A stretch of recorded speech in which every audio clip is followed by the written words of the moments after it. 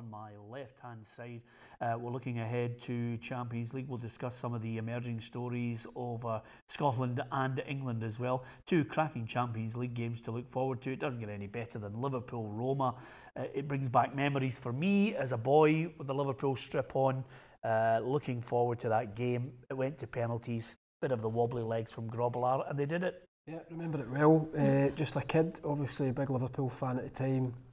Fantastic memories, but to see this team get as far as they have done, you know, I think I tipped them way back as a dark horse after the Porto game, Peter. I think just their ability to hit people in the break at that pace, and they've proved the case. You know, they've disposed of Man City in the last round, who would have thought, and they've put themselves in a great position.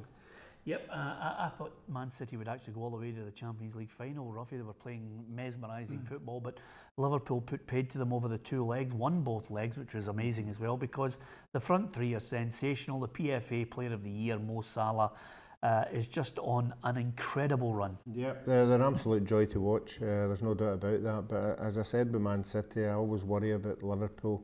First of all, I worry about their goalkeeper. I don't even think Klopp knows who's his best goalkeeper, which is a bad one, and getting this far in the Champions League. But certainly, you know, that defensively, I know Van Dijk has sort of made them a lot better. I still think they're a bit vulnerable if you can get at them. Like all good teams, you've got to get at them. But I think on the evidence of the Roma score line in the last game, I would think Liverpool hopefully won't concede tonight, because I think that could be a dangerous proposition going over there. Yeah, Lee Shanley says, come on, the pool. I agree with you on that, Lee. So basically, Ruffy, you're saying Liverpool are out. If Roma score tonight, I don't think Liverpool will be good enough to win over there. Okay, let's just say they don't score tonight. What's the score? What's the score? 1-0. Liverpool are out. 2-0. Extra time and penalties. And what? Liverpool are out still? Yes, Liverpool out. Oh, so they need to score 3 for you? Yep. Tonight, yeah. So you actually think Roma are going to win? Yeah, I think if Roma can score 3 against Barcelona, I think they can score 3 against Liverpool. Yeah, Robert says Mo Salah's on fire at the moment, and Brian says, come on. Not at the moment, he is on fire, actually. I agree with you, Robert. And Brian Dunn says, come on, Liverpool. So he thinks they're out over 2 legs. What about yourself? I have to disagree with Ruffy. I think Liverpool will win tonight, and they'll also go through. I think tonight will be interesting, because I think Roma will set up defensively, and it will pose different problems for Liverpool, you know, try to open them up. But I think away from home, if they can take a lead there and Roma have to come out, I think they'll pick them off in the break. Yeah. David Broadley says, come on, Roma. Everybody's got their favourite team. It'll be, I wonder if he'll celebrate Mo Salah if he scores against Roma, because he's got an affection for them. 2 years there. I think the chairman is weeping because he thought they should have charged Liverpool more than the 30-odd million that they charged them for Mo Salah. I think he'll be doing handstands if he scores against his old team. I like to see players celebrate against their old. I'm not for this kind of non-celebration. It's a semi-final of the Champions League. Absolutely. Well, on that basis, then suddenly you've signed for. Let me think of a club.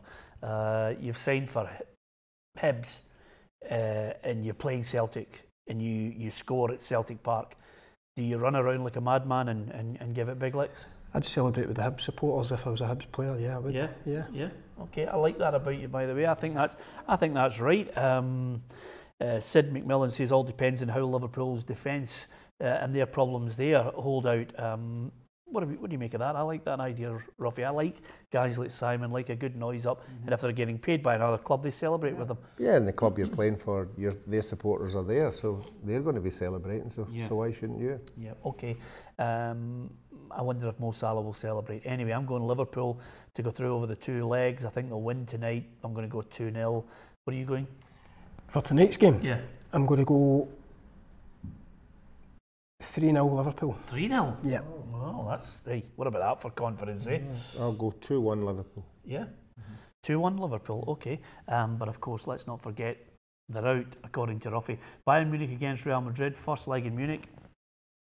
Big one. It's one again I'm looking forward to. I think Real Madrid's form in the Champions League has easily surpassed the league form.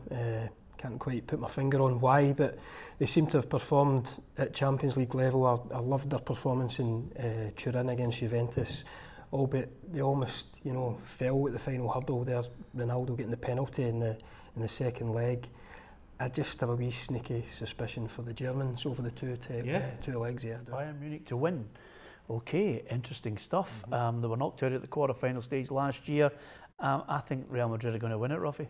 Not on the evidence of the last game we saw them defensively. I think in days gone by, all we talked about was Barcelona and Real Madrid, an attacking force and the players they've got. Now teams are beginning to look at the rear end, and it's poor. You know, both of them are shedding goals for fun in Champions League football. So I think the Germans as well will be, with the two wide players and obviously Lewandowski up front, and I think they'll do it. Okay, so two Germans and a Spaniard for the game tomorrow night. Scott Brown's been talking in the press. He picked up 3 awards at the Celtic Player of the Year Awards on Sunday night. He reckons Hibs are the second best team in Scotland. Is he at the noise up, or does he have a point? I think he's got a wee bit of both. I think he's on the back of beating Rangers 4-0 last week. I think it's a little bit of a noise up with the game coming up at the weekend, but I have to agree with him. You know, over the piece, I think Hibs have been the second best team. I think they'll go on and prove it. You know, I think they'll finish second place. They've certainly been great to watch this season, and 3 or 4 of the players really exciting. You know, the boy McGinn's fought his way, McGeoch as well, fought themselves into the Scotland setup, and I think they're going to take second place. Ruffy? I think they're the second best team against Celtic. I think Celtic have found it really difficult against Hibs. But I think it's a noise up, not score. I mean, if the Rangers players all cheering in the dressing room was a noise up, this is not up there with it, but it's out there for a specific purpose. And if we keep saying that things make other teams put things up in the dressing room, this is certainly one that will go up in the Rangers dressing room. Yeah, it can go up in the dressing room, but I think the Rangers fans want it up in the dressing room, and then they want the Rangers players to go out and prove a point. There's all sorts of little stories leaking out at the moment. It's obviously season ticket time. The Rangers fans want to know what the plans are for next season, and Scott Arfield's one name that's been linked, James McArthur's another. Is that the calibre that could give Rangers fans hope for next season? I think it's a route that went down. You know, these guys have been in the English Premiership for a period of time. James McArthur's been really successful there. Arfield's did well at Burnley. I think this is a route that Rangers are going down, you know, maybe players that are coming towards the end of their careers. But I think these 2 guys in particular would definitely come in and improve the Rangers side just now. Yeah, okay. Interesting stuff. Does that excite you if you're a Rangers fan? At PLZ Soccer on Twitter, facebook.com/PLZ Soccer. John McGinn's in the news. He's got a year left in his deal, said that there's no rush to leave Hibernian unless something exceptional came in. And I think that's basically, if something exceptional came in, the Hibs would drive him to the club. Yeah, well, that's what happens when you're in a team that's just beaten Celtic. You know, you've had a great season. You've been at the front of that season. You're going to say things like that, but as we all know, and I think Neil Lennon knows as well, if some English club were to come in with something, I don't mean ridiculous, but a reasonable offer, I'm sure John would want to move on to a bigger and better club. Yeah, okay. Just on the Hearts side of things, the speculation that maybe Charlie Adam could be one of the players that could move there in the summer. There's also Alan McGregor. They're trying to get Stevie Naismith.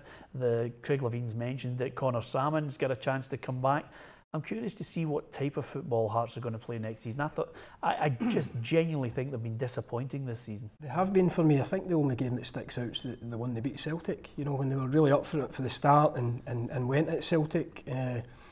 Other than that, I've not been impressed with Hearts at all. I think these guys, again, it's a similar route to Rangers, you know, bringing the likes of Charlie Adam back, who's had a fantastic career down south.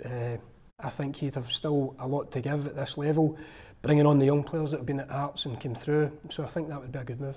Yeah. Robert says, do you think Steve Clarke will be Rangers' new manager next season?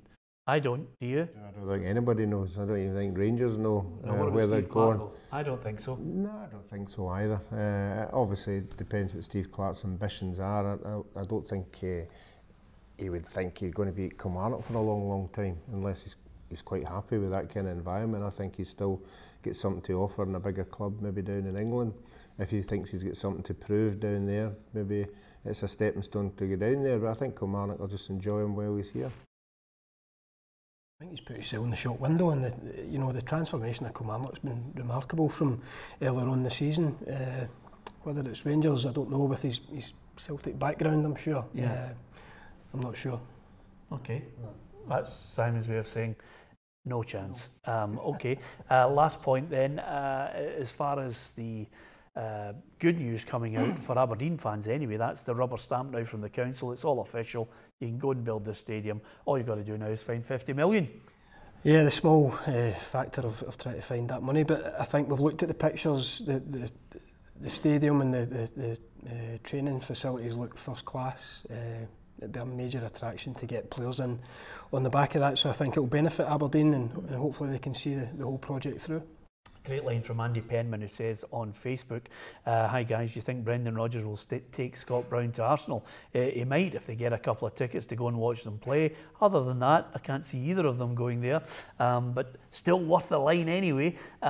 Give us your thoughts on Facebook, Twitter, and of course live on YouTube as well.